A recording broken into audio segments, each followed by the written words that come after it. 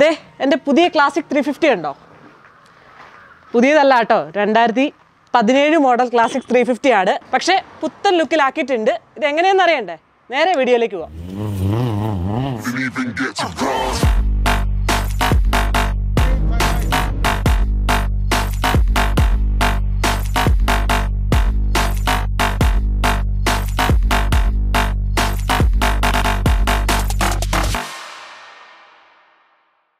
അപ്പം ഞാനിപ്പോൾ ഉള്ളത് നമ്മുടെ സെൻറ്റ് മേരീസ് ഇലക്ട്രോ പെയിൻറ്റിംഗ് എന്ന് പറഞ്ഞിട്ടുള്ള സ്ഥാപനത്തിലാണ്. അപ്പം ഇവിടെ നമ്മുടെ RD 350യുടെ അതുപോലെ തന്നെ SD-യുടെ ഈ കാണുന്നത് യമഹയുടെ ബൈക്സിൻ്റെ ആണ്, ക്ലാസിക്കിൻ്റെ ആണ് ഈ കാണുന്നത്. പ്ലേറ്റ് ചെയ്ത് വെച്ചിട്ടുള്ള പാർട്സ് ആണ് നമ്മൾ കാണുന്നത്. ഞാൻ കുറേ സ്ഥലത്ത് നമ്മുടെ ഇതെവിടെ ചെയ്യാമെന്ന് നോക്കിയിരുന്നു. അപ്പം അങ്ങനെ നമ്മുടെ പരിചയത്തിൽ വന്നിട്ടുള്ള ഒരു ഫ്രണ്ട് ത്രൂ കണക്ട് ചെയ്തിട്ടുള്ള ഒരു സ്ഥലത്താണ് ഇപ്പോൾ വന്നിട്ടുള്ളത്. അപ്പം ഇതിൻ്റെ പ്രോസസ്സ് എങ്ങനെയാണ് സ്റ്റെപ്പ് ബൈ സ്റ്റെപ്പ് ആയിട്ട് ഈ കാര്യങ്ങൾ ചെയ്യാന്നുള്ളത് ഞാൻ നിങ്ങളെ കാണിച്ചു തരാം. ഞാനിവിടെ വന്നു കഴിഞ്ഞപ്പം അതിശയിച്ചു പോയി. കാരണം ഒരുപാട് ലോങ് പ്രോസസ്സിൽ നടക്കുന്ന ഒരു കാര്യമാണ്. അപ്പം ഇതിൻ്റെ എങ്ങനെയാണെന്ന് നിങ്ങൾക്ക് അറിയണ്ടേ?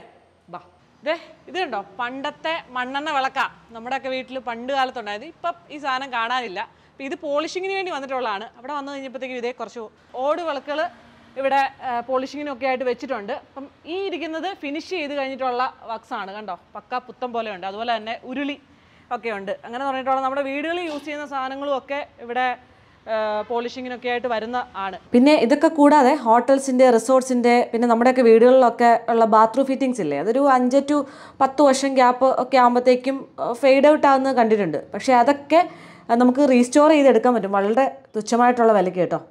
നമുക്കിനി ഇൻസൈഡിൽ പോവാം. പ്ലേറ്റിംഗ് ചെയ്യുമ്പോഴത്തേക്കുള്ള ഫസ്റ്റ് സ്റ്റെപ്പ് എന്ന് പറയുന്നത് ഗ്രൈൻഡിങ് ആണ്. അപ്പോൾ അതായത് ഈ തുരുമ്പ് പിടിച്ച ഭാഗങ്ങളൊക്കെ ഗ്രൈൻഡ് ചെയ്ത് കളഞ്ഞിട്ട് ഉള്ള ബാക്കി പ്രോസസ്സ് കാര്യങ്ങളൊക്കെ എങ്ങനെയാണെന്ന് നമുക്ക് ശിവൻ ചേട്ടൻ ഡീറ്റെയിൽ ആയിട്ട് പറഞ്ഞു തരും. ഹൈ ചേട്ടാ, എങ്ങനെയാണെന്ന് പറഞ്ഞുതരോ? ഇതുമ്മ കണ്ട കുറേ തുരുമ്പുകൾ കണ്ടോ, ഡോട്ട്സുകൾ. ഇത് നമ്മൾ ആദ്യം നമ്മൾ ഈ 80ൻ്റെ പേപ്പർ വീലാണിത്. ഈ പേപ്പർ വീലിട്ട് അടിക്കും ആദ്യം. എന്നിട്ട് ഈ കുറേ ഡോട്ട്സുകളൊക്കെ എടുത്ത് കളയും. അതിന് ശേഷം 120ൻ്റെ പ്ലാപ്പ് വീലാണിത്. ഇത് ഒന്നുകൂടി സ്മൂത്താണ്. അതടിക്കും. അതടിച്ച് കഴിഞ്ഞ ശേഷം നമ്മൾ ഇത് എമിരി വീലാണ് 120ൻ്റെ. ഇതടിച്ചതിന് ശേഷം നമ്മൾ സോപ്പ് കൊടുത്ത് അടിക്കും, ഒന്ന് സ്മൂത്താക്കും. സ്മൂത്താക്കിയതിന് ശേഷം നമ്മൾ നൈസ് അടിക്കും. നൈസ് അടിക്കുമ്പോൾ ഒന്നുകൂടി നല്ല ഫിനിഷിങ് ആവും. ലാസ്റ്റ് ഫിനിഷിങ് ഇതാണ് ഈ ഫൈബർ.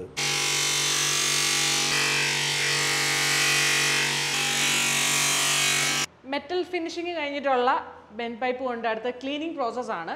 അപ്പം സ്റ്റെപ്പ് 2ൽ നമുക്ക് ഇതിൻ്റെ ഡീറ്റെയിൽസ് ചേട്ടൻ കൂടുതലായിട്ട് പറയും. ചേട്ടൻ വേറെ എങ്ങനെയായിരുന്നു? കണ്ണൻ. ഇത് മെറ്റൽ ഫിനിഷിങ് വന്ന സാധനമാണ്. നേരത്തെ നമ്മളിത് കാണിച്ചിട്ടുണ്ടായിരുന്നു. നല്ല കുഴിത്തുരുമ്പും എല്ലാമാണ്. അതെല്ലാം ഇതുമാതിരി ഗ്രൈൻഡ് ചെയ്ത് നല്ല സോഫ്റ്റ് ആക്കിയിട്ടാണ് നമ്മൾ ആനോഡ് ക്ലീനിങ്ങിനായിട്ട് പോവുകയാണ്. അതിന് ശേഷമാണ് നമ്മൾ പ്ലേറ്റിങ്ങിലേക്ക് പോകുന്നത്. ഇതുകൊണ്ടുള്ള അഡ്വാൻറ്റേജ് എന്താ? കംപ്ലീറ്റ് ഇതിൽ എണ്ണമയം എല്ലാം നിൽക്കുന്നുണ്ട്. അപ്പോൾ അത് ഇതിൽ റിവേഴ്സ് കറണ്ടിൽ നമ്മളിത് ചെയ്താലേ ഇത് കംപ്ലീറ്റ് എണ്ണമയം പോവുകയുള്ളൂ. അപ്പോൾ ക്ലീനിങ് കഴിഞ്ഞിട്ട് നെക്സ്റ്റ് പ്രോസസ്സ് നടക്കുന്ന റൂമാണിത്. സ്റ്റെപ്പ് 3 എന്ന് വേണേൽ നമുക്ക് അതിൻ്റെ പേര് വിളിക്കാം. അപ്പം ഇവിടെ എന്നോടൊപ്പം നമ്മുടെ സെൻറ്റ് മേരീസിൻ്റെ ഓണർ ടോണി ചേട്ടനുണ്ട്. ഇപ്പം ഈ ഒരു സ്ഥാപനം 1980 മുതൽ അദ്ദേഹത്തിന്റെ അപ്പച്ചനായിട്ട് തുടങ്ങിയ സ്ഥാപനമാണ്. ഈ റൂമിന്റെ പ്രോസസ്സുകൾ എന്തൊക്കെയാണ്? ഇതാണ് നമ്മുടെ പ്ലേറ്റിംഗ് പ്ലാന്റ് വരുന്നത്. ഞാൻ ആദ്യം ഒന്ന് മൊത്തം എക്സ്പ്ലെയിൻ ചെയ്യാം. ഇതിനകത്ത് യൂസ് ചെയ്യുന്ന കറണ്ട് എല്ലാം DC കറണ്ട് ആണ്. AC DC ആക്കാൻ വേണ്ടിയാണ് റെക്ടിഫയേഴ്സ് നമ്മൾ യൂസ് ചെയ്യുന്നത്. 2 റെക്ടിഫയേഴ്സ് ആണ് യൂസ് ചെയ്യുന്നത്. ഒന്ന് നിക്കൽ ടാങ്കിലോട്ടും ഒന്ന് ക്രോം ടാങ്കിലോട്ടുമാണ് പോകുന്നത്. ഇതിനകത്ത് തന്നെ നമ്മൾ ഫുൾ ടൈം ഫിൽട്ടർ ചെയ്തുകൊണ്ടിരിക്കും. ഇത് ഫിൽട്രേഷൻ ആണ് സംഭവിക്കുന്നത്. പിന്നെ ഹീറ്റേഴ്സും നമ്മൾ യൂസ് ചെയ്യുന്നുണ്ട്. ടെമ്പറേച്ചർ നമ്മൾ ഏകദേശം ഒരു 50 ഡിഗ്രി മെയിൻറ്റെയിൻ ചെയ്താണ് നമ്മൾ യൂസ് ചെയ്യുന്നത്. പിന്നെ ഈ വരുന്നതാണ് ആനോഡ് എന്ന് പറയുന്ന സാധനം. ഈ ആനോഡിൽ നിന്നുള്ള മെറ്റൽസ് ആണ് നമ്മൾ വർക്ക് പീസിലോട്ട് ഡിപ്പോസിറ്റ് ആകുന്നത്. ഈ നമ്മളിപ്പോൾ ഈ വർക്ക് പീസ് എത്ര നേരം ഡിപ്പ് ചെയ്തിടണം? അതിൻ്റെ അത് കാൽക്കുലേഷൻ പ്രകാരം വരുമ്പോൾ ഒരു DM സ്കോർ 2.5 ആംപിയർ എന്നുള്ള കാൽക്കുലേഷൻ ആണ് വരുന്നത്. അത് വർക്ക് പീസിന്റെ സൈസ് അനുസരിച്ച് ഡിപ്പെൻസ് വരും. നോർമലി നമ്മൾ കൊടുക്കുന്നത് 1 മണിക്കൂർ to 1.25 മണിക്കൂറാണ്. മണിക്കൂർ കൊടുക്കുന്നതിലല്ല കഥ ഇരിക്കുന്നത്. നമ്മുടെ ആനോഡ് ഏരിയ അതുപോലെ തന്നെ പ്രോപ്പറായിട്ട് കാണണം. നമ്മൾ ഏകദേശം 150 kg ആനോഡാണ് അറ്റ് എ ടൈം ഒരു ടാങ്കിൽ യൂസ് ചെയ്യുന്നത്. നമ്മൾ വർക്ക് പീസ് കെട്ടുന്നതിൻ്റെ ഹാഫ് ഏരിയ ഉണ്ടായിരിക്കണം ആനോഡ്. എന്നാൽ മാത്രമേ പ്രോപ്പറായിട്ടുള്ള ഡിപ്പോസിഷൻസ് നടക്കത്തുള്ളൂ. ഓരോ സാധനം എടുക്കുമ്പോഴും നമുക്ക് ഏറ്റവും വലിയ ചലഞ്ചസ് വരുന്നത് OE മാനുഫാക്ചറിങ് വരുമ്പോഴത്തേനെന്ന് വെച്ചാൽ യൂണിഫോം സാധനമായിരിക്കും വരുന്നത്. നമ്മുടെ വരുമ്പോൾ യൂണിഫോം അല്ല, പല റീസ്റ്റോറേഷൻ വരുമ്പോൾ പല സാധനങ്ങളായിരിക്കും വരുന്നത്. അപ്പോൾ എന്താ വരുന്നത് വെച്ച് കഴിഞ്ഞാൽ നമ്മുടെ അസംഷൻ എടുക്കണം. അതായത് ഇന്നിടത്ത് ഇന്ന സാധനത്തിന് ഇന്ന കറണ്ട് വരണം എന്നുള്ളത് കൃത്യമായിട്ട് കാൽക്കുലേഷൻ. നമ്മുടെ പ്രോസസ്സ് സ്റ്റാർട്ട് ചെയ്യുന്നത് ഇവിടെയാണ്. സൾഫർ ആക്ടിവേഷൻ എന്ന് പറയും. ഇതിനകത്ത് നമ്മൾ ഏകദേശം 30 seconds to 1 minute വരെ നമ്മൾ ഇതിനകത്ത് ഡിപ്പ് ചെയ്യും. ഇതിനകത്ത് ഡിപ്പ് ചെയ്യുന്നതിൻ്റെ കാരണം എന്താണെന്ന് വെച്ച് കഴിഞ്ഞാൽ സർഫസിനകത്ത് ഒരു ഫ്രിക്ഷൻ ഉണ്ടാക്കണം, പോർസ് ഉണ്ടാക്കണം. സൂക്ഷിച്ച് നോക്കിയാൽ മതി, ബബിൾസ് വരുന്ന കാണാം. ഇതാണ് ഗ്രിപ്പ് ഉണ്ടാക്കുന്നത്. എന്നാൽ മാത്രമേ പ്രോപ്പറായിട്ടുള്ള അഡേഷൻ സംഭവിക്കത്തുള്ളൂ. അതിനുശേഷമാണ് ഇങ്ങോട്ട് വരുന്നത്. അതിനുശേഷം നമ്മൾ കറണ്ട് കൊടുത്തതിന് ശേഷം നമ്മുടെ എയർ ബ്ലോവേഴ്സ് എല്ലാം ഓണാക്കും. എയർ ബ്ലോവർ ഓണാക്കുന്നത് എന്താ വെച്ചാൽ പ്രോപ്പറായിട്ട് എല്ലായിടത്തും ഡിപ്പോസിഷൻ നടക്കാൻ വേണ്ടി, യൂണിഫോമായിട്ട് ഡിപ്പോസിഷൻ നടക്കാൻ വേണ്ടിയാണ് എയർ ബ്ലോവർ ഓണാക്കുന്നത്. എന്നിരുന്നാലും പാർട്ടിൻ്റെ സൈസ് അനുസരിച്ച്, പാർട്ടിൻ്റെ ഷേപ്പ് അനുസരിച്ച് ആയിരിക്കും ഡിപ്പോസിഷൻ ഉണ്ടാക്കുന്നത്. ചില സ്ഥലത്ത് ഡിപ്പോസിഷൻസ് കുറവായിരിക്കും, ലോ കറണ്ട് ഏരിയാസ് എന്ന് പറയും. ചില സ്ഥലത്ത് ഡിപ്പോസിഷൻ കൂടുതലാണ്, അത് ഹൈ കറണ്ട് ഏരിയ എന്ന് പറയും.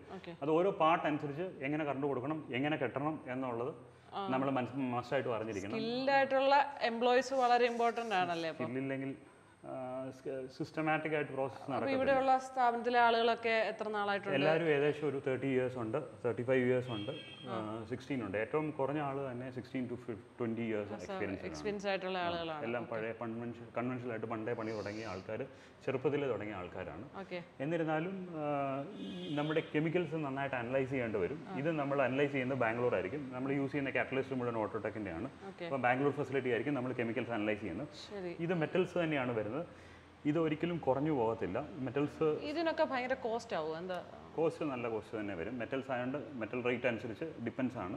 അനോഡ് എന്ന് പറയുന്ന സാധനം നമ്മൾ യൂസ് ചെയ്യുന്ന നിക്കൽ ഇൻകോ എന്ന് പറയും, അത് കനഡയിൽ നിന്നാണ് വരുന്നത്. ഇപ്പം ഞാൻ വേറെ ഡൗട്ട് ചോദിച്ചോട്ടെ, ഇപ്പം നമ്മുടെ വെഹിക്കിൾസിന്റെ പാർട്സ് അതുപോലെ തന്നെ ഇപ്പം ഓട് കാണിച്ചു, പിന്നെ അല്ലെങ്കിൽ വേറെ ഇപ്പം കാസോ എല്ലാ വണ്ടികളും ചെയ്യുന്നുണ്ടല്ലോ. അതായത് പ്ലേറ്റിംഗ് ഒത്തിരി ഫീൽഡ്സ് ഉണ്ട്. നമ്മൾ മെയിനായിട്ട് ചെയ്യുന്നതെന്ന് വെച്ചാൽ MSO ബ്രാസോ ആണ് ചെയ്യുന്നത്. ഇനി പ്ലാസ്റ്റിക് പ്ലേറ്റിംഗ് ഉണ്ട്, പക്ഷേ പ്ലാസ്റ്റിക് പ്ലേറ്റിംഗ് ഒന്നും നമുക്കിവിടെ റീപ്ലേറ്റിംഗ് പോസിബിൾ അല്ല. ഈവൻ OE മാനുഫാക്ചേഴ്സ് ആണെന്ന് പറയുന്നത് 4-5 വെൻഡേഴ്സ് ആയിരിക്കും പ്ലാസ്റ്റിക് പ്ലേറ്റിംഗ് വരുന്നത്. ഇതിന്റെ ജസ്റ്റ് പ്രോസസ് ഒന്ന് കാണിച്ചു തരാമോ?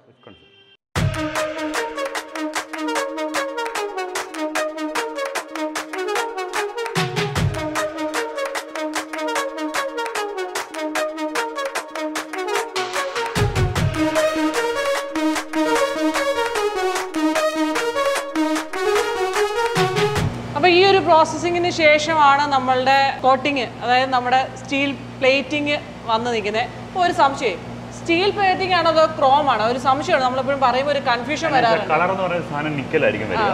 സാധാരണ പ്ലേറ്റിംഗ് പാർട്സെ കാണുന്ന സ്റ്റീൽ ഫിനിഷിംഗ് നിക്കലിനകത്താണെന്നാണ് സംഭവിക്കുന്നത്. അപ്പോൾ അതിനുശേഷം പിന്നെ ഉള്ള പ്രോസസ്സാണ് ക്രോം ആണ്.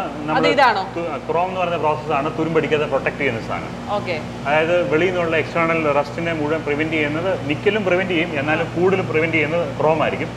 ക്രോം വരുമ്പോൾ തന്നെ നമ്മൾ സാധാരണ അവിടെ 2.5 ആംപിയർ ആണ് കറണ്ട് കൊടുക്കുന്നുണ്ടെങ്കിൽ ഇവിടെ 1 DM സ്കോർ 10 ആംപിയർ എന്നുള്ള കറണ്ടായിരിക്കും നമ്മൾ കൊടുക്കുക. പിന്നെ ക്രോമിന് എന്തെങ്കിലും ഡാമേജ് സംഭവിച്ചാലാണ് പെട്ടെന്ന് തുരുമ്പാനുള്ള സാധ്യത വളരെ കൂടുതൽ.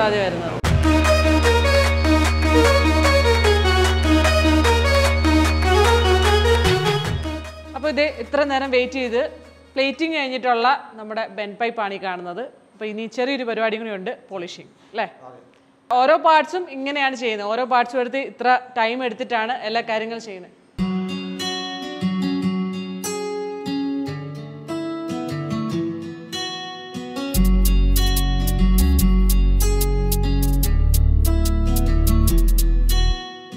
ഇനി അലുമിനിയം പാർട്സ് ബഫ് ചെയ്യുന്നത് എങ്ങനെയാണെന്ന് കാണിച്ചു തരാം. ഒരു 1.5 മണിക്കൂർ എടുക്കുന്ന ഒരു പ്രോസസ്സാണ്, അതായത് ഒരു പാർട്ടിൻ്റെ പുറത്ത്. അപ്പം ഇവിടെ നിൽക്കുന്നുണ്ടോ നമ്മുടെ ഇവിടുത്തെ എല്ലാ സ്റ്റാഫുകളും ഉണ്ട്. അപ്പോൾ എല്ലാവരുടെ കയ്യിലും ഓരോ പാർട്സാണ് ഉള്ളത്. അപ്പോൾ ജസ്റ്റ് നമുക്ക് എങ്ങനെയാണെന്ന് നോക്കാം. ഹൈ, ഒന്ന് എക്സ്പ്ലെയിൻ ചെയ്ത് തരാം എങ്ങനെയാണുള്ളതെന്ന്. അലുമിനിയം പാർട്സിൽ നമ്മൾ കുറേ നാളായിട്ട് മഴയും ഇതൊക്കെ കൊണ്ട് പൂപ്പലും സ്ക്രാച്ചസും ഒക്കെ ആയിട്ടിരിക്കുകയാണ്. നമ്മളിത് ഗ്രൈൻഡ് ചെയ്ത് ക്ലീൻ ചെയ്യും. അപ്പോൾ ഈ സ്ക്രാച്ചസും എല്ലാം എടുക്കാൻ വേണ്ടി ഫസ്റ്റ് നമ്മൾ 120 വെച്ചിട്ടാണ് സ്റ്റാർട്ടിങ് അടിക്കുന്നത്. സ്റ്റാർട്ടിങ് അടിച്ച് ഇത് റഫ് അടിച്ചതിന് ശേഷം ഇതിന്റെ സ്മൂത്തിലോട്ട് പോകും, സ്മൂത്ത് ആക്കും. അതിൽ നിന്ന് വരുന്നതെന്ന് വെച്ചാൽ നൈസ് എന്ന് പറഞ്ഞ കട്ടിങ് ആണ്, നല്ല സ്മൂത്ത് ആക്കും. എന്നാലും നമുക്ക് നല്ല ഗ്ലേസിങ് കിട്ടുള്ളൂ. അത് കഴിഞ്ഞിട്ട് ഫൈബർ എന്ന് പറഞ്ഞ ബ്രഷ് ഉണ്ട്, അത് ഉപയോഗിച്ച് നല്ല സ്മൂത്ത് ആക്കും, കുറച്ചുകൂടി ഗ്ലേസിങ് ആവും. ഈ ഒരു കളറിൽ വരും. അവസാനമായിട്ട് വരുന്നതാണ് കോട്ടൺ ബ്രഷിൽ ലാസ്റ്റ് നല്ല തിളക്കമുള്ള ഒരു ഫിനിഷ് വരുന്നത് അല്ലേ? അപ്പൊ ഇത്രയും പ്രോസസ്സിങ്ങിലൂടെയാണ് വരുന്നത്. അപ്പൊ അതിനുശേഷം പിന്നെ എന്താ ചെയ്യുന്നത്? ഇത് ഫൈനലാണ്. ഇത് കഴിഞ്ഞ് അലുമിനിയത്തിന്റെ പരിപാടി കഴിഞ്ഞു. അല്ല എന്തെങ്കിലും കോട്ടിങ് അങ്ങനൊന്നുമില്ല? കോട്ടിംഗ് ഒന്നുമില്ല. അപ്പൊ മങ്ങിയ നമ്മുടെ അലുമിനിയം പാർട്സിനെ നല്ല പുതുപുത്തനാക്കി എടുക്കുന്നു. അപ്പം കുറേ നേരത്തെ പ്രോസസ്സിങ്ങിന് ശേഷം നമ്മുടെ ഫൈനൽ നമ്മുടെ ബെൻ പൈപ്പ് കിട്ടിയിട്ടുണ്ട്. കണ്ടോ എന്തൊരു ഫിനിഷിങ്ങിലാണ്, പുത്തം പോലെയാണ് നമ്മുടെ റോയൽ എൻഫീൽഡിന്റെ ബെൻ പൈപ്പ് കിട്ടിയേക്കുന്നത്.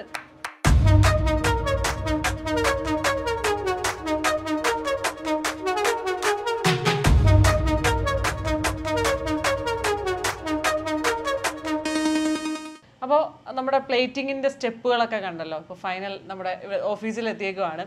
അപ്പോൾ കുറച്ച് സംശയം, അതായത് നമുക്ക് ഇതിന്റെ ഇപ്പൊ നമ്മൾ പ്ലേറ്റ് ചെയ്ത് കഴിഞ്ഞാൽ എത്ര നാള് ഡ്യൂറേഷൻ നിൽക്കും? ഓക്കെ, നോർമലി എങ്ങനെയാണ് നമ്മളൊരു സാധനത്തിന്റെ ലൈഫ് കാൽക്കുലേറ്റ് ചെയ്യാന്ന് വെച്ച് കഴിഞ്ഞാൽ NSS അല്ലെ കാസ്ക് എന്ന് പറയുന്ന ടെസ്റ്റ് ഉണ്ട്. അതിനകത്ത് നമ്മൾ ആർട്ടിഫിഷ്യലായിട്ട് റെഡ് റസ്റ്റ് എങ്ങനെ ഉണ്ടാവും എന്നുള്ളത് നമ്മൾ ടെസ്റ്റ് ചെയ്ത് നോക്കും. സാധാരണ റീപ്ലേറ്റിംഗ് ഒക്കെ വരുമ്പോൾ വിത്തിൻ 24 hours ആയിരിക്കും ലെസ് ആയിരിക്കും വരിക, റെസ്റ്റ് ഉണ്ടാകും. ഒയുടെ ഒരു സ്പെക്ക് എന്ന് പറഞ്ഞു കഴിഞ്ഞാൽ ഏകദേശം 160 hours to 200 hours ആയിരിക്കും ലൈഫ് വരിക. നമുക്ക് ഏകദേശം 192 hours ലൈഫ് ഉണ്ട്. ഇതൊക്കെ പറഞ്ഞെന്ന് പറഞ്ഞാലും നമ്മൾ യൂഷ്വലി ചെയ്യുന്നത് പഴയ സാധനങ്ങളായിരിക്കും. ഒരു സാധനം എടുക്കുമ്പോൾ തന്നെ നമ്മൾ കുറേ ഫാക്ടേഴ്സ് നോക്കും. ഇപ്പം ചില സാധനങ്ങളാണെന്നുണ്ടെങ്കിൽ മാർക്കറ്റിൽ അവൈലബിൾ ആണെന്നുണ്ടെങ്കിൽ അതിൻ്റെ കണ്ടീഷൻ മോശമാണെങ്കിൽ നമ്മളത് സ്ക്രാപ്പ് ഔട്ട് ചെയ്യും. ഇല്ലെന്നുണ്ടെങ്കിൽ ഇപ്പം വിൻറ്റേജ് ഐറ്റംസ് ഒക്കെ വരുമ്പോൾ തന്നെ 100 അല്ലെ 150 വർഷം പഴക്കമുള്ളത് അല്ലെ ഈവൻ ഒരു 30-40 years ആയതാണെന്ന് പറഞ്ഞാലും അതിൻ്റെ പാർട്സ് ഒന്നും ഈസിലി അവൈലബിൾ ആയിരിക്കത്തില്ല. അത് നമുക്ക് സാധാരണ ചെയ്യുന്ന പോലെ സ്ക്രാപ്പ് ഔട്ട് ചെയ്യാൻ പറ്റത്തില്ല. അപ്പം അങ്ങനെ വരുമ്പോഴത്തേന് എന്നാ വെച്ചാൽ നമ്മൾ മാക്സിമം അതിൻ്റെ ആഫ്റ്റർ മാർക്കറ്റ് കിട്ടുമെന്ന് നോക്കും. ഇല്ലെന്നുണ്ടെങ്കിൽ അതേ തന്നെ റീസ്റ്റോർ ചെയ്യും. പക്ഷേ അതിൻ്റെ ലൈഫ് നമുക്കൊരു കാൽക്കുലേഷൻ കിട്ടത്തില്ല. അതിനകത്ത് ബേസിക്കലി നമ്മൾ ചെയ്യുമ്പോൾ തന്നെ മെയിനായിട്ട് ശ്രദ്ധിക്കുന്നതെന്ന് വെച്ചാൽ പിറ്റ്സ്, കുത്തുകളിനകത്താണ് തുരുമ്പുണ്ടാകുന്നത്. കുത്തുകൾ മുഴുവൻ നമ്മൾ നേരത്തെ വീഡിയോയ്ക്കകത്ത് കണ്ട പോലെ തന്നെ മുഴുവൻ റിമൂവ് ചെയ്തിരിക്കും. പിന്നെ നമുക്ക് സൈലൻസേഴ്സിൻ്റെ കേസൊക്കെ എടുത്ത് കഴിയുമ്പോൾ അല്ലെ പാട്ടിൻ്റെ കേസ് എടുക്കുമ്പോൾ ബാക്ക് സൈഡ് നോക്കി കഴിയുമ്പോഴത്തേന് തുരുമ്പ് വന്നേച്ച് തുരുമ്പ് ഇളകിപ്പോയത് കാരക്കുഴി പോലെ കിടക്കും. അവിടെ മെറ്റൽ തിക്നെസ് വളരെ കുറവായിരിക്കും. അവിടെ നിന്ന് റെസ്റ്റ് ഉണ്ടാകാനുള്ള ചാൻസസ് വളരെ കൂടുതലാണ്. പക്ഷേ ഇങ്ങനത്തെ വിൻഡോ ഐറ്റംസ് ഒക്കെ വരുമ്പോൾ റെഗുലർലി യൂസിലല്ല അത്ത വണ്ടികളായതുകൊണ്ട് നമുക്ക് മെയിൻ്റെനൻസ് നന്നായിട്ട് ചെയ്യുകയാണെങ്കിൽ കിടക്കും. അതായത് കോൺസ്റ്റന്റ് ആയിട്ട് വെക്കുകയാണെങ്കിൽ ഓയിലൊക്കെ തേച്ച് വെക്കുകയാണെന്നുണ്ടെങ്കിൽ. അല്ല, ഞാൻ അത് ചോദിക്കാൻ വന്നത്. അപ്പോൾ ഒരു ടൈം പീരീഡ് നമ്മൾ സൂക്ഷിക്കുന്ന പോലെ ഇരിക്കും അല്ലേ? മെയിനായിട്ട് സൂക്ഷിക്കുന്നത് പോലെ ഇരിക്കും. അത് മെയിൻ ആയിട്ടുള്ള കാര്യമാണ്. അല്ലാതെ തന്നെ നമ്മുടെ അറ്റ്മോസ്ഫിയർ പ്രശ്നമാണ്. നമ്മൾ ഏത് സ്ഥലത്താണ് യൂസ് ചെയ്യുന്നത്. ഇപ്പം കടൽ തീരങ്ങളൊക്കെ ആണെന്നുണ്ടെങ്കിൽ പെട്ടെന്ന് തുരുമ്പടിക്കാനുള്ള ചാൻസസ് ഉണ്ട്. ഈവൻ ഓയിൽ മാനുഫാക്ചേഴ്സ് ടെസ്റ്റ് ചെയ്യുന്നതന്നെ ഈ NSS എന്ന് പറഞ്ഞാൽ സാൾട്ട് സ്പ്രേ ചെയ്ത് തന്നെയാണ് നോക്കുന്നത്. ഇപ്പം ഞാനിപ്പോൾ എൻ്റെ ബൈക്ക് ഇപ്പോൾ റിസ്റ്റോർ ചെയ്ത് വീട്ടിൽ കൊണ്ട് വെച്ച് കഴിഞ്ഞാൽ ഞങ്ങളുടെ എന്ന് വെച്ച് കഴിഞ്ഞാൽ പെട്ടെന്ന് പൊടി പിടിക്കുന്ന സ്ഥലമാണ്, ഫ്രണ്ടിലാണ് പൊടി പിടിക്കും. നമ്മൾ കവർ ചെയ്ത് വെച്ചെന്ന് പറഞ്ഞാലും പൊടി പിടിക്കും. അപ്പം ഞാനിത് എങ്ങനെ ടേക്ക് കെയർ ചെയ്യണം? അതായത് ഇടയ്ക്കിടയ്ക്ക് ഓയിലിട്ട് ഈ പറഞ്ഞ പോലെ അല്ലല്ല, എപ്പോഴും നമ്മൾ ഓയിലിട്ട് അങ്ങനെയൊന്നും യൂസിങ് നടക്കത്തില്ല. നോർമലി നമ്മൾ എങ്ങനെയാണ് തുരുമ്പ് വരുന്നുള്ളത് നമ്മൾ മനസ്സിലാക്കി വെക്കുകയാണെന്നുണ്ടെങ്കിൽ എളുപ്പമായിരിക്കും മെയിൻ്റെനൻസ് വരിക. വെള്ളം വീഴാത്തടത്ത് വെക്കുക. വെള്ളം വീഴാത്തടത്ത് വെക്കാൻ വണ്ടികളൊന്നും വെക്കാൻ പാടായിരിക്കും. എന്നിരുന്നാലും നമ്മൾ വല്ലപ്പോഴും ഒന്ന് തുടച്ചൊക്കെ വെക്കുക. ഇപ്പം കോൺസ്റ്റന്റ് ആയിട്ട് നമ്മൾ വിദേശത്തൊക്കെ പോവുകയാണെന്നുണ്ടെങ്കിൽ ഫുൾ ഓയിൽ തേച്ച് വെക്കുക. അത് കഴിഞ്ഞിട്ട് ഇടയ്ക്ക് ബസ്സും വെച്ച് തുടച്ചു കഴിഞ്ഞാൽ ആ ഓയിൽ മഴ മുഴുവൻ പോകും. അല്ലെന്നുണ്ടെങ്കിൽ ഇപ്പം നമ്മൾ റോബിൻ ബ്ലൂ അല്ല നീലത്തിൻ്റെ പൊടിയൊക്കെ ഇട്ട് തുടച്ചു കഴിഞ്ഞ് കഴിഞ്ഞാൽ അത് ക്ലിയർ ആയിട്ട് വരും. പ്രത്യേകം ശ്രദ്ധിക്കേണ്ട ഒരു കാര്യം എന്ന് വെച്ചാൽ വാക്സോ പോളിഷോ റബ്ബിംഗ് കോമ്പൗണ്ട്സോ ഒന്നും ഇടരുത്. കാരണം എന്ന് വെച്ചാൽ ക്രോം എന്ന് പറയുന്ന സാധനമാണ് തുരുമ്പടിക്കാതെ പ്രൊട്ടക്ട് ചെയ്യുന്നത്. ക്രോമിൻ്റെ തിക്നെസ് എന്ന് പറഞ്ഞാൽ വളരെ നേർത്താണ്, 0.4 മൈക്രോൺസേ കാണത്തുള്ളൂ. അത് കട്ടായി പോകും. അപ്പോൾ ക്രോം ഡാമേജ് ഉണ്ടാകാതെ വാക്സ് ചെയ്യേണ്ട ആവശ്യമില്ല. വാക്സ് ചെയ്യുമ്പോൾ ഓരോ പ്രാവശ്യം റബ്ബിങ് പിടിക്കുമ്പോൾ തന്നെ ക്രോം കട്ടായിക്കൊണ്ട് ക്രോം തേയ്മാനം സംഭവിച്ചുകൊണ്ടിരിക്കുകയല്ലേ. ശരി, ഇനിയിപ്പോൾ കുറച്ച് കാര്യങ്ങൾ അറിയാനുള്ളതെന്ന് വെച്ചാൽ ഇപ്പം എൻ്റെ ബൈക്ക് ചെയ്തതിൻ്റെ കോസ്റ്റ് എത്ര രൂപയായി, പിന്നെ നമ്മുടെ ഇപ്പോൾ വ്യൂവേഴ്സൊക്കെ ഒത്തിരി പേർക്ക് താല്പര്യമുള്ളവരുണ്ടാവും. അപ്പോൾ അവർക്കൊക്കെ ഒന്ന് റീച്ച് ഔട്ട് ചെയ്യാൻ വേണ്ടി എന്താ ഓപ്ഷൻ കാര്യങ്ങൾ? പൊതുവെ നമ്മളെങ്ങനെ കോസ്റ്റ് കാൽക്കുലേറ്റ് ചെയ്യുന്നത് വെച്ച് കഴിഞ്ഞാൽ 2 കാറ്റഗറീസ് ആയിട്ടായിരിക്കും ചെയ്യുന്നത്. ഒന്ന് വിൻറ്റേജ് അല്ലെ ഈസിലി പാർട്സ് അവൈലബിൾ ആയിട്ടുള്ള സാധനം, അല്ലാത്തത് വാങ്ങിക്കാൻ കിട്ടുമല്ലോ സാധനം. കോസ്റ്റ് വ്യൂവേഴ്സിന് അറിയണമെന്നുണ്ടെങ്കിൽ എന്താ വെച്ചാൽ പാർട്സ് ഡിസ്മാൻഡിൽ ചെയ്ത് വണ്ടി റീസ്റ്റോർ ചെയ്യുന്ന സമയത്ത് പാർട്സ് ഡിസ്മാൻഡിൽ ചെയ്യുമല്ലോ. ഡിസ്മാൻഡിൽ ചെയ്യുന്ന സമയത്ത് അതിൻ്റെ ഫോട്ടോയും വീഡിയോ ആയിട്ട് ഞങ്ങൾക്ക് അയച്ചു തന്നു കഴിഞ്ഞാൽ ഞങ്ങൾ അതിൻ്റെ കറക്റ്റായിട്ടുള്ള എസ്റ്റിമേറ്റ് എടുത്ത് തരാൻ പറ്റും. പക്ഷേ എന്നാ പ്രശ്നം എന്ന് വെച്ച് കഴിഞ്ഞാൽ നമുക്ക് ഒരു വണ്ടിക്ക് എത്രയാണെന്നൊക്കെ ചോദിച്ചു കഴിഞ്ഞാൽ ഒരു വണ്ടിക്ക് ചില പാട്ട് കാണും, ചില പാട്ട് കാണത്തില്ല. അപ്പം നമുക്കൊരു എക്സാക്ട് ഫിഗർ പറയാൻ പാടായിരിക്കും. ഓക്കെ, ഇപ്പം നമ്മുടെ കേസ് എന്ന് വെച്ച് കഴിഞ്ഞാൽ എൻ്റെ സൈലൻസർ നമുക്ക് റീസ്റ്റോർ ചെയ്യാൻ ഓപ്ഷൻ ഇല്ല. അതിനെന്ന് വെച്ചാൽ ഓയിൽ മാനുഫാക്ചർ ചെയ്ത് വരുന്ന സൈലൻസേഴ്സ് രണ്ടാമത് റീസ്റ്റോർ ചെയ്യാൻ പറ്റത്തില്ല. കാരണം ഉൾവശത്തുനിന്ന് റെസ്റ്റ് ആയിട്ട് പോയിട്ടുണ്ടാകും. അപ്പോൾ എന്നാ പ്രശ്നം എന്ന് വെച്ചാൽ നമ്മൾ റെസ്റ്റ് ഉള്ള സാധനം വീണ്ടും അത് ഗ്രൈൻഡ് ചെയ്ത് എടുത്തെന്ന് പറഞ്ഞാലും അതിന് ലൈഫ് കിട്ടത്തില്ല. ഉള്ളിൽ നിന്ന് തുരുമ്പടിച്ച് പോകാനുള്ള ചാൻസസ് ഉണ്ട്.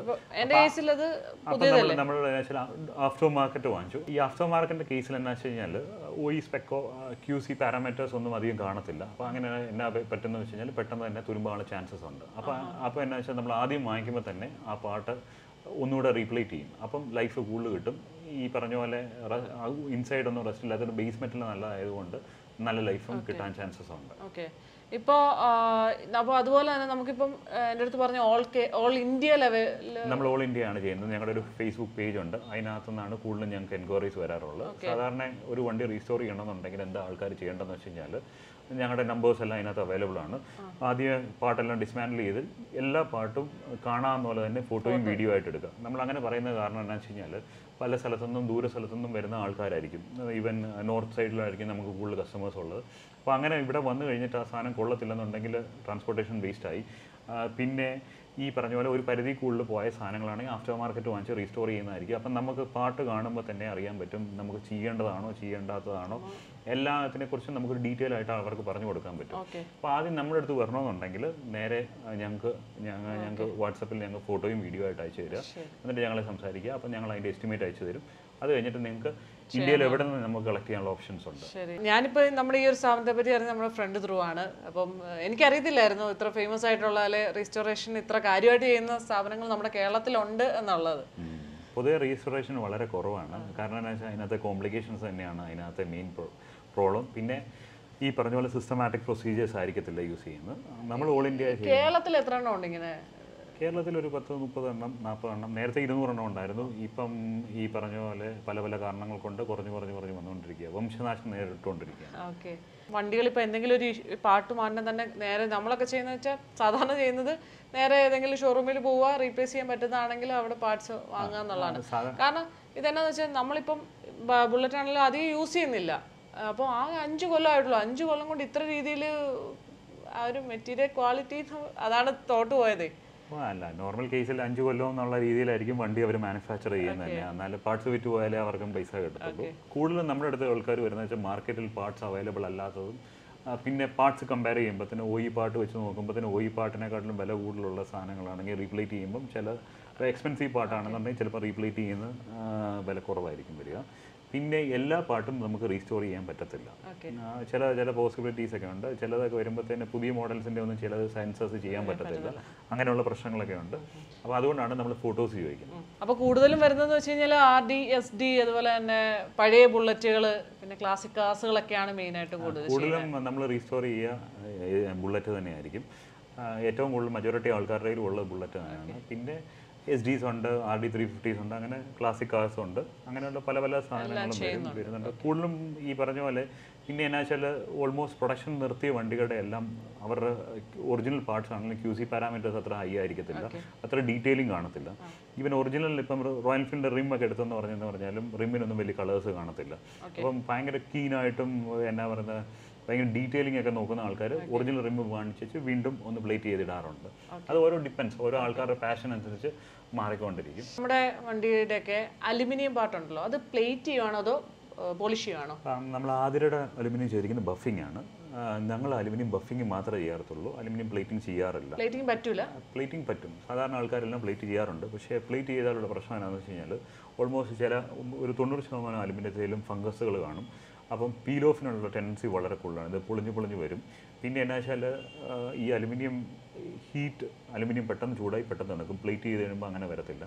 അത് അത്ര റെക്കമെൻഡഡ് അല്ല. അതുകൊണ്ടാണ് OE മാനുഫാക്ചേഴ്സ് ഒന്നും അലുമിനിയം അവരുടെ ഈവൻ റോയൽ എൻഫീൽഡിൻ്റെ ക്രോം വേർഷൻസിലാണെങ്കിൽ പോലും അവർ അലുമിനിയം പ്ലേറ്റ് ചെയ്യാറ്. ഒരിക്കലും അലുമിനിയം പ്ലേറ്റ് ചെയ്യരുത്. പ്ലേറ്റ് ചെയ്താലുള്ള പ്രശ്നം എന്ന് വെച്ചാൽ രണ്ടാമത് പ്ലേറ്റിംഗ് കളയണമെന്നുണ്ടെങ്കിൽ ഒന്നില്ല നിക്കൽ സ്ട്രിപ്പേഴ്സ് യൂസ് ചെയ്യണം, ഇല്ലെന്നുണ്ടെങ്കിൽ ആസിഡ് യൂസ് ചെയ്യണം. ഇത് രണ്ടും നിക്കൽ സ്ട്രിപ്പേഴ്സ് വരുമ്പോൾ എക്സ്പെൻസീവ് ആയിരിക്കും, ബേസ്മെൻറ്റിൽ പോകാതെ തന്നെ ചെയ്യാൻ. അങ്ങനെ വരുമ്പോൾ നമുക്ക് പുതിയ സാധനം വാങ്ങിക്കാം. ആസിഡ് യൂസ് ചെയ്ത് കഴിഞ്ഞാലുള്ള പ്രശ്നം എന്ന് വെച്ചാൽ പിന്നെയും പെട്ടെന്ന് പൂത്തുകൊണ്ടിരിക്കും.